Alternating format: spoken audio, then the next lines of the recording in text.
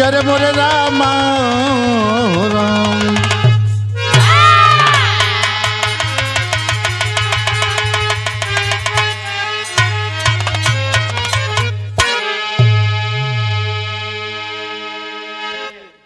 अच्छा भैया, हम गायक कलाकार संजय लाल यादव ये बिरहा संजय लाल यादव एंटरटेनमेंट के माध्यम से भेज रहा हूं और रिकॉर्डिंग कर रहे हमारे बड़े ही अजीज मित्र सूरज भाई के देखरेख में ये बिरहा जा रहल बा।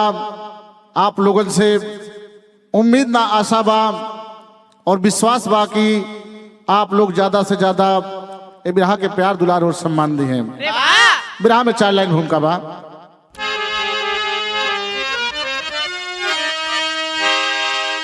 कंदन सरोवर लगे मुस्कुराने,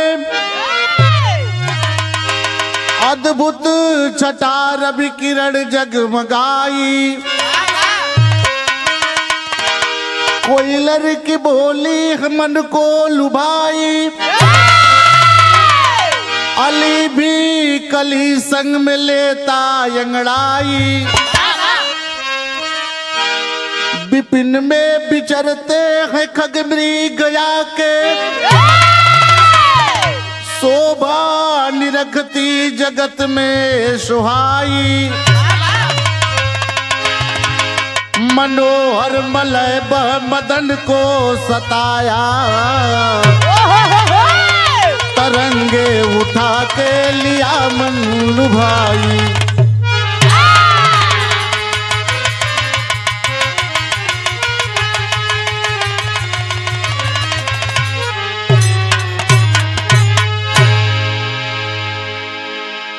शोभा निरखती जगत में सुहाई, तरंगे उठा के लिया मन लुभाई। उहे कव्वाली मठ साहब।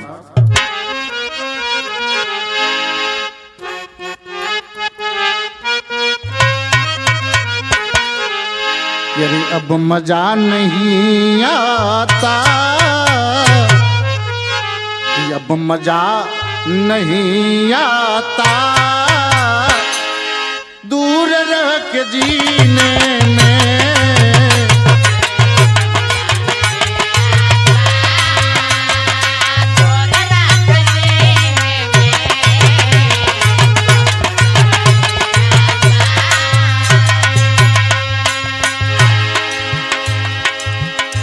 अब मजा नहीं आता,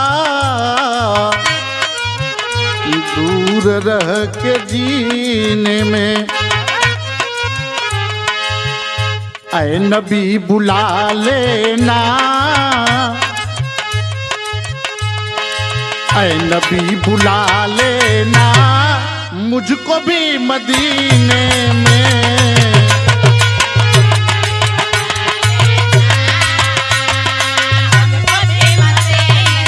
अरे बात क्या बात है भैया।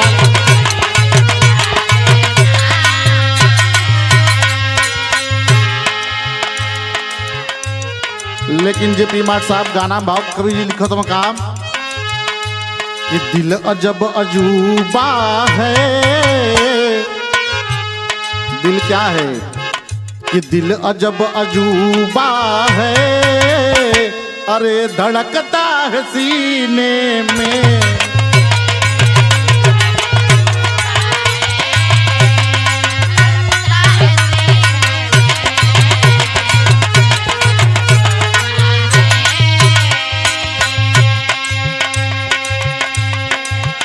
दिल अजब अजूबा है, धड़कता है सीने में, कि बहक जाए तो दागी, बहक जाए तो दागी, अरे लगाता करीने में।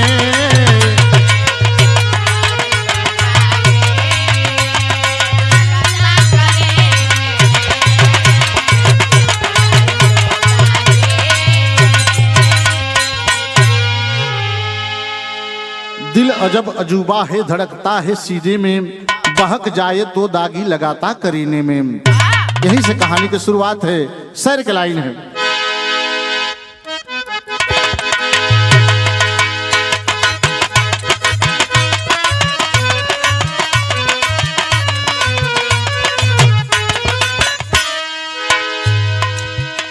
उमंगे चाहे दीवाना बना देती है, उमंगे चाह में दीवाना बना देती है, बसंती बह करके सोते को जगा देती है।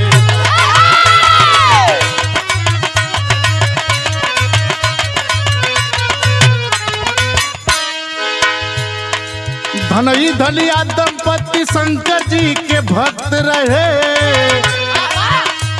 धनई धनिया दंपति शंकर जी के भक्त रहे, भक्ति में लीन सदा नियम से सशक्त रहे।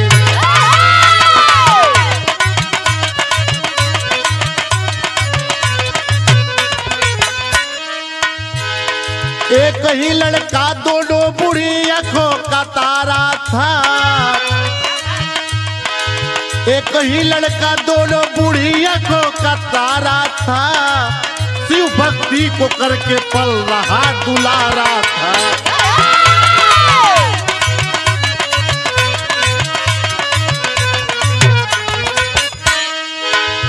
समय समय पर शिव जी दर्शन दिखाए न्यारे, समय समय पर शिव जी दर्शन दिखाए न्यारे, तीनों से कहे बरे मांग लो मेरे प्यारे।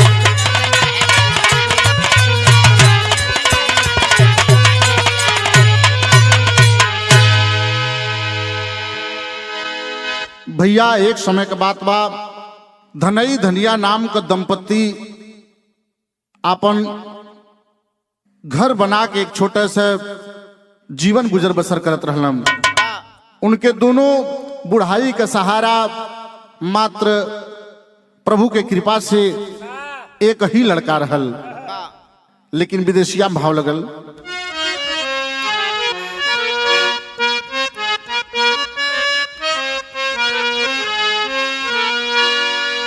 ये बाबू दर्शन पाके तीनों भक्त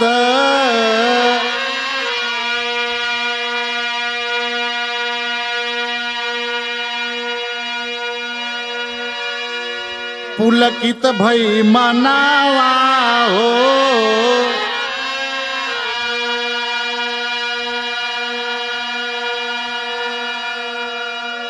क्या रे फूल न समाये कर शिव की भजनिया,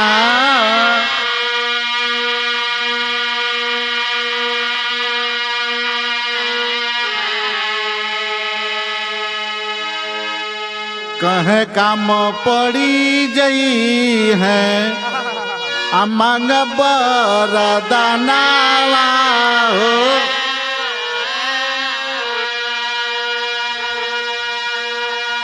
एवं मस्तक कहे धाम गए शिवदनिया,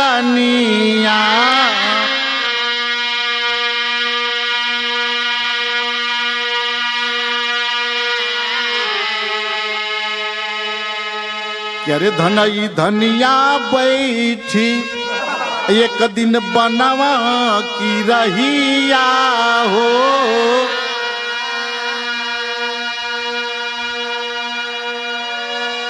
भाव विभोरा होई सोचे अपने मनावा,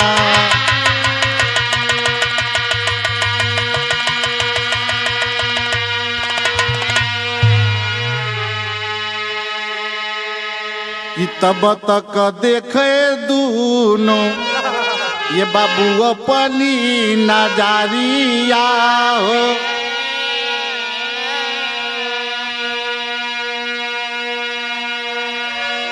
अरे खेलले शिकार आवे सुंदर एक राजनावा,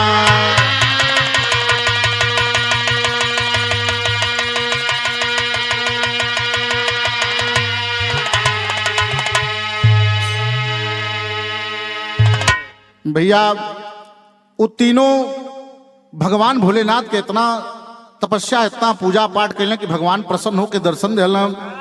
कहला कि तीनों जाने अपन अपन वरदान हमसे मांगला।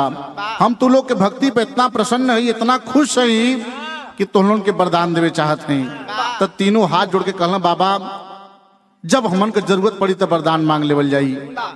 इतना कह के भोलेनाथ चल गए। तीनों वन की राही पे एक दिन बैठ के देखत हम कि एक सुंदर राजा शिकार खेले आवत हम।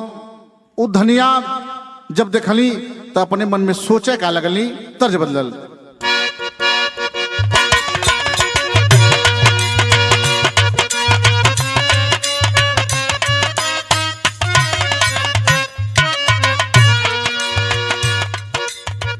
कहवा से आवेला बाबा के तितिलावा हो,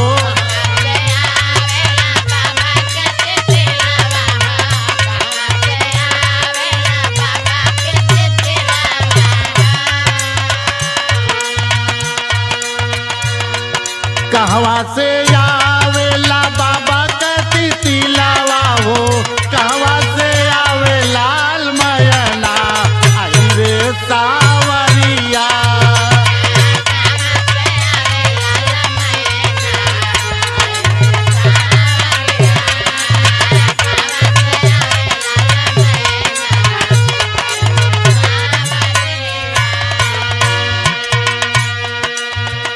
लेकिन वो जंगल के रास्ते पर धनिया देखत का है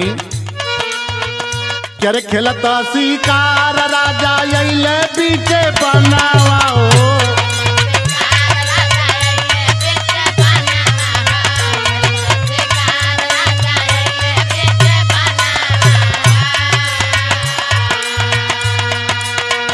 खेलत शिकार राजा अइले पीछे बनावा हो। धनिया लू भाई देख जवानिया आई रे सावरिया।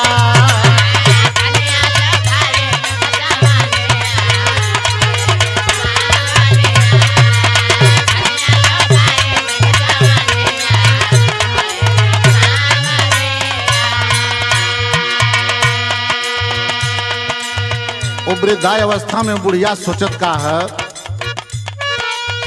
कि रहती जवानी मोरी सोचा अपने मानावा हो,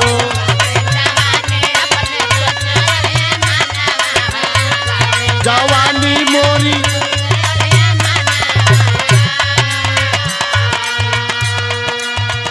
रहती जवानी मोरी सोचा अपने मानावा हो। राजा जी के बनती दुल्हनिया आई रे सावरिया।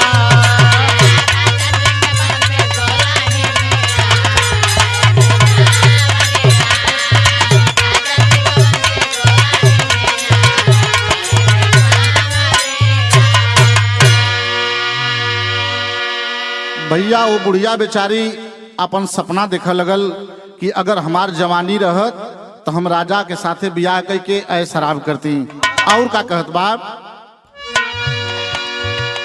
अंग से अंग मिलत पूरत यार मनावा हो,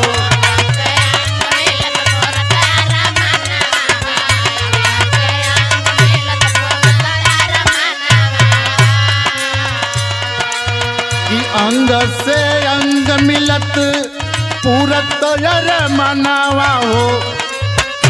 करे झार ले त झूलनी का पनिया, झार ले त झूलनी का पनिया आई रे सावरिया।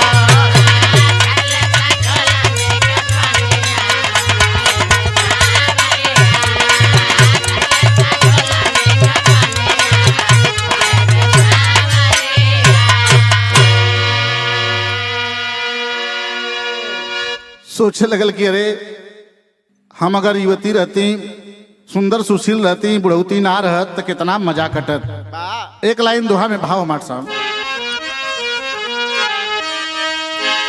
अरे धनिया का मन ढोल गया समय का छोड़ी ध्यान, और शंकर जी से मांगने चली अपना वरदान।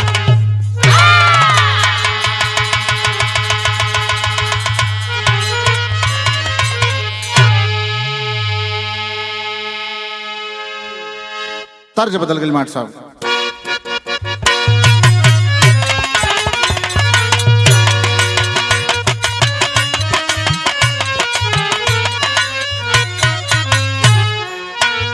कि गोरी हमरा के छोड़ी के कहाँ जई बुना,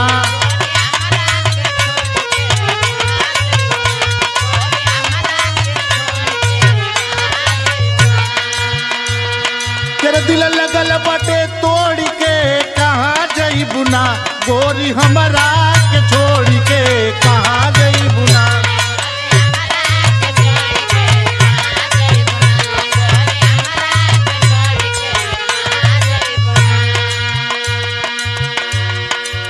लेकिन जाके वो धनिया भोले बाबा से कहत बा का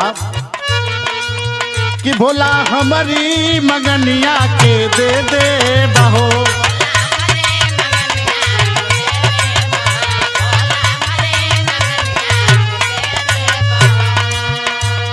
तेरे सुघर अल्लड़ जवनिया के दे दे बहो, भोला हमारी मगनिया के दे दे बहो।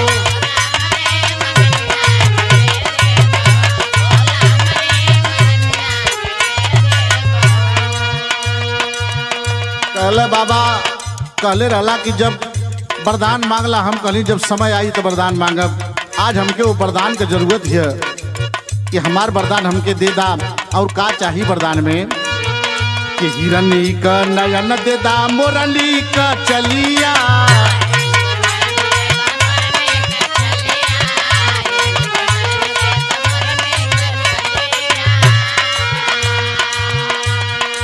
कि हिरनी का नयन दे दा, मोरली का चलिया, असल हो सिंगार दे दा, कचनार कलिया।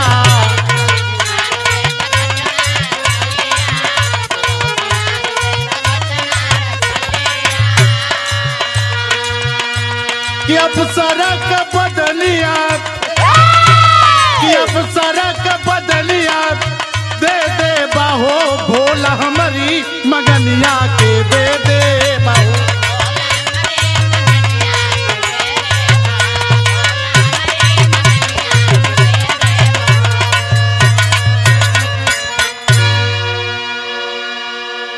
कल हिरनी क नयन दे दा, मोरनी क चलिया, सुलहो सिंगार दे दा, कचनार कलिया, अप्सरा क बदनिया दे दे बाहो, कि हमके एकदम अप्सरा बना दा। भोले बाबा कहला यो मस्त, जैसा तुम चाहती हो ऐसा होगा। भोले बाबा के यो मस्त कहते अनुसार वो बुढ़िया बेचारी एकदम सुंदर स्त्री में परिवर्तित हो गई। तर्ज बदल भैल का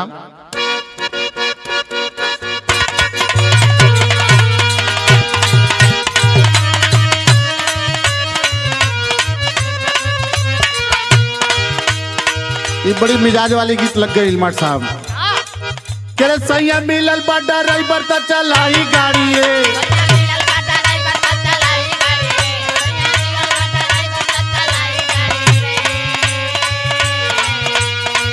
सैया मिलल बा ड्राइवर त चलाई गाड़ी हो, करी पाउच क पियाई त लड़ाई गाड़ी हो।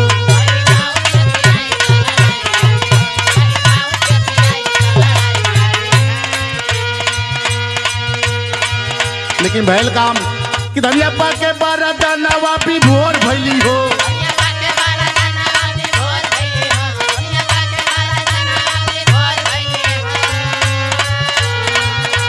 धनिया पाके बारादानवा भी भोर भैली हो, चले चंचल चदनिया चकोर भैली हो।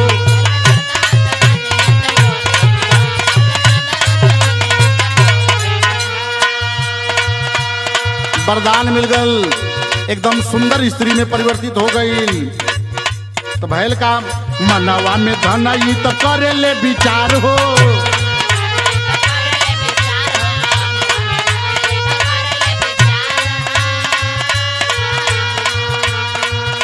जीवन का संगति अंबर भैली छिनार हो,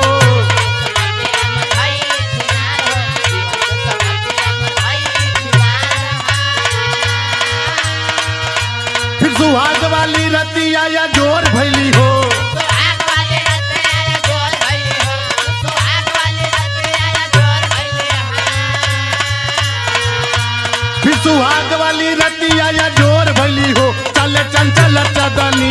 चकोर भैली हो।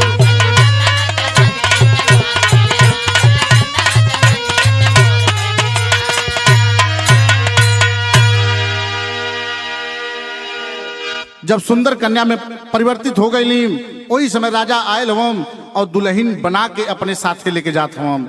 जब साथे लेके गई तो उनकर बुढ़ऊ जब देखले हम धनई तो उनके मन के अंदर कष्ट आ गए और जाके वो भगवान भोले का ध्यान कैलन। भगवान भोलेनाथ का जब ध्यान कैले हम तो उसमें तज बदल मार साहब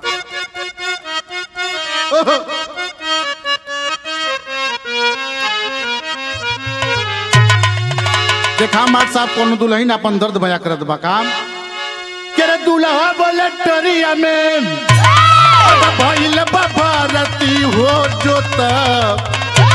जोतवैया बिना खेतवा कि जोतवैया बिना खेतवा अरे पड़ल बबरती हो जोता।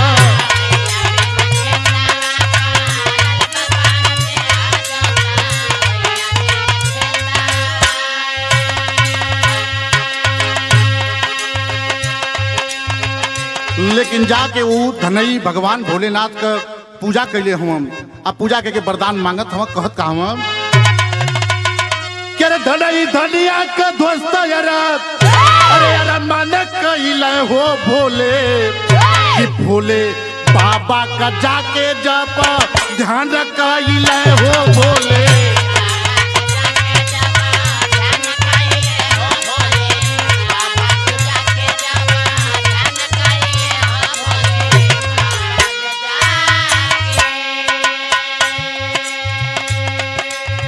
जाके भोले बाबा का विनय कैले हम तो भैल काम करे भैले प्रसन्न शिवजी अरे अइले समानवाम खुश हो के धनई तब पकड़े चरण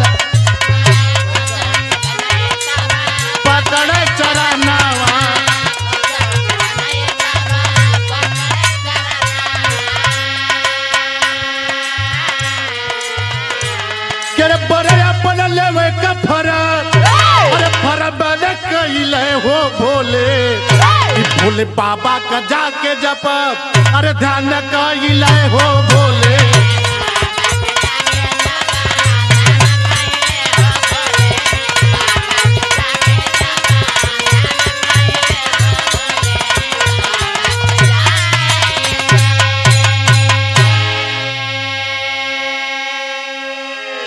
बाबा प्रसन्न भइल कल बच्चा बतावा का चाहिए होके कौने बदे कल बाबा याद करा जोने समय तू वरदान दिले रहला हमन कली समय आई त मांगल जाई।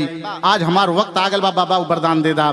कहल का चाहिए कहल जवन हमार बुढ़िया औरत बन के राजा के साथे शादी करके जात हिय डोली में बैठ के ओके एक काम करा सुअर बना दाम तो टेरी के भाड़ों को भैल का बांट साहब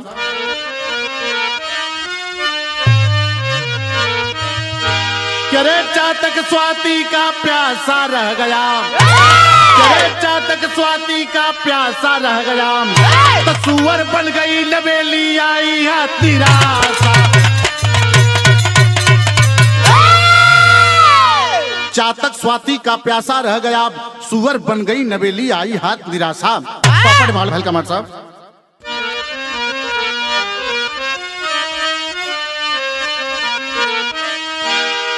करे डोली में ले चले भूपया वरतिया बतिया बाउरबाम अब जूटल भारी द्वारे पर जमतिया बतिया बाउरबाम।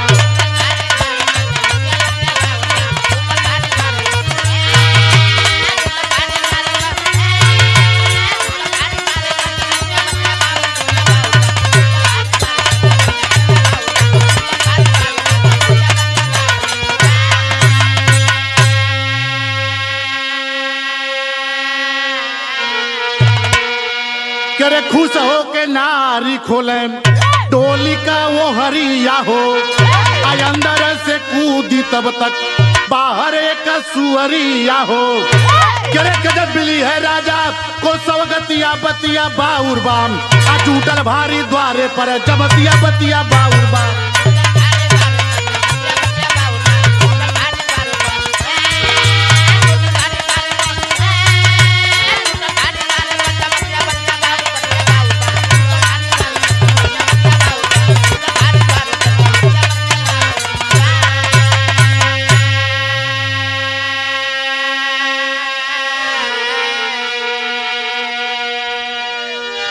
जौने समय राजा लेके अपने घरे गए हम, तमाम लोग दरबार में जुटल हम और डोली में से सोचलन लोग कि चल के नई नवेली दुल्हन के उतार के घरवा में प्रवेश करावल जा। तब तक देखत हम लोग कि डोली में से सुअर भागत बा, तो सभी लोग लाठी डंडा से करने लगे पिटाई हो। अम्बाओ का पाके सुअर तब चली है पराई हो। करे रानी नहीं आइल या फतिया बतिया बाउर बाम, गदर मिली है राजा को सौगतिया बतिया बाउर।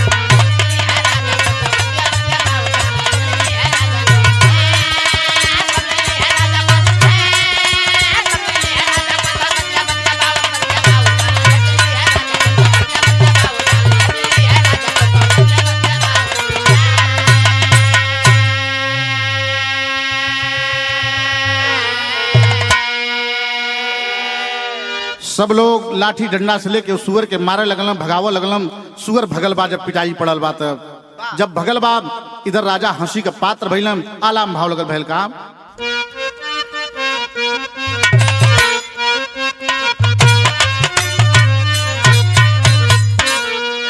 अरे चांचा मानावा के चापी के समेटा ये भैया।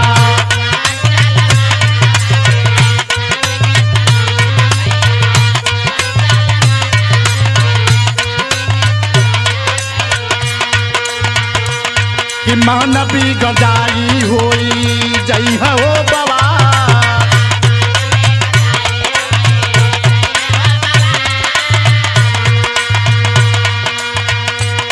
कि आई है सुअरिया देखा धनाई दुआरिया ये भैया।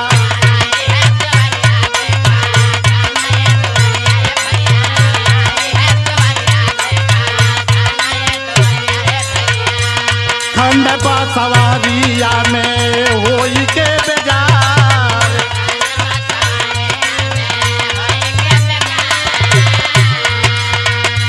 उधमा मचाई दिहली घर के बाहर आए भैया।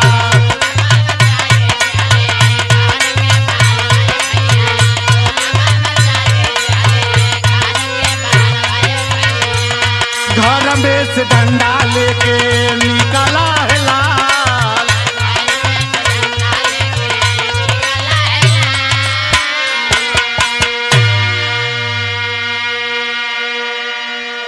ये भैया हमके और आप सबे के जीवन में कोनो अच्छा काम खातिर के, कोनो सही परिणाम खातिर के, अच्छा काम खातिर के कोशिश करे के चाहिए, ताकि भविष्य में उनका परिणाम अच्छा हो सके।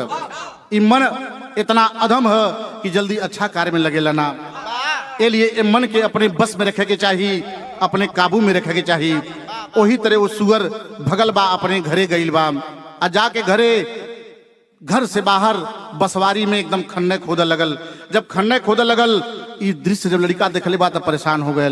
डंडा लेके घर में से निकलल बा, आ जाके सुअर के पिटाई करत बा। जौने समय सुअर के पिटाई शुरू कैले बा, तो वो समय धनई देखत हुआ बात समझ गई। तब लड़कवा से कहला का सदर में,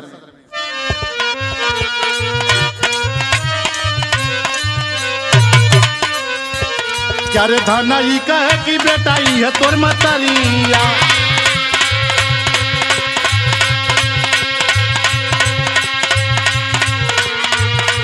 शुरू से अंत तक बताया सब हाल।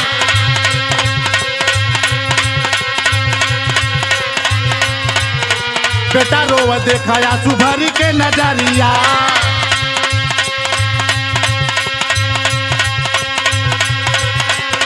कहे कौन लीला कही दिहला करता,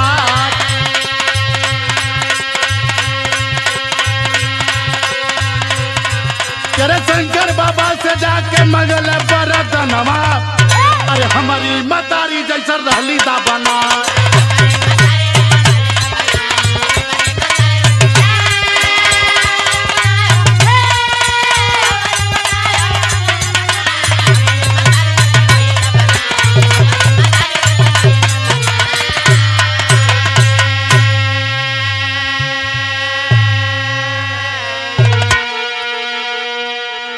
धनई रो रो के शुरू से अंत तक बतौले बाटे कि बेटा हम और तोहर महतारी बड़े लगन से भगवान का भक्ति कल गल तू पैदा भइला बेटा, तीनों जाने के भक्ति से 3 वरदान मिलल बेटा, 2 जाने अपन अपन वरदान मांग के व्यर्थ कर दली बेटा, लेकिन तू कुछ अच्छा कार्य कर दा।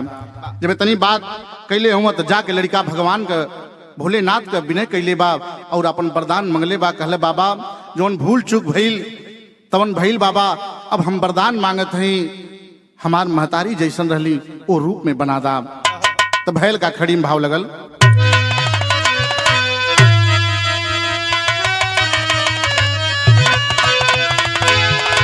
धनिया अपने रूपवा में आई गईली, करनी करतब का कूल फल पाए गईली।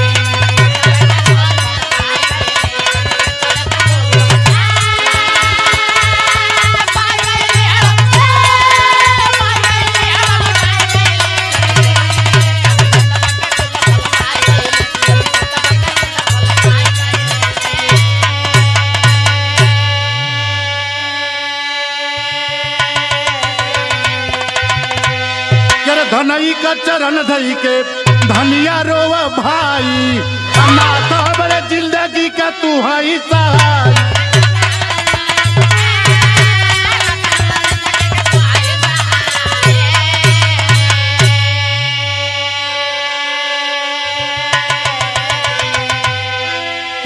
बाया में जाके लपटाई गईली, तकड़ी करतब का कूल फल पाए गई।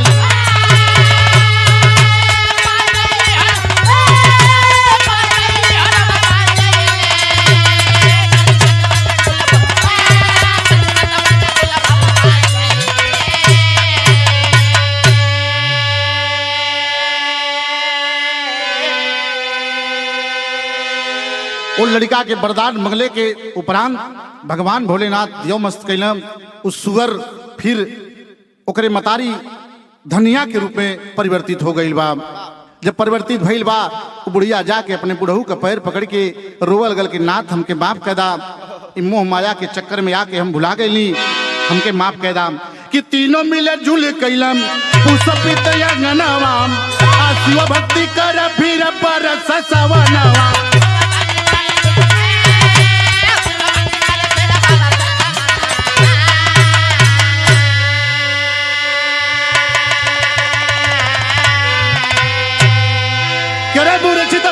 फिर से चहकाई गईली, तकड़ी करतब का कूल फल पाए गई।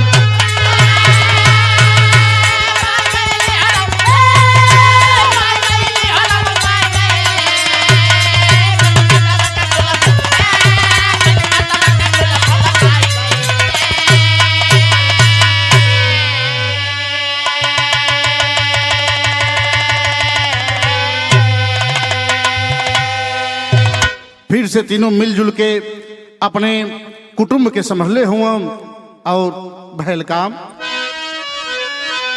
कि दरगाही बच्चा सिंह महाराज चौहारी,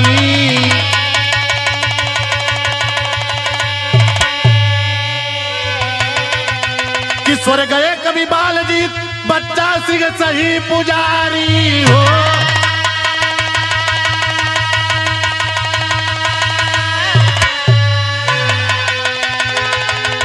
करे चातक स्वाति का प्यासा रह गया, करे चातक स्वाति का प्यासा रह गया।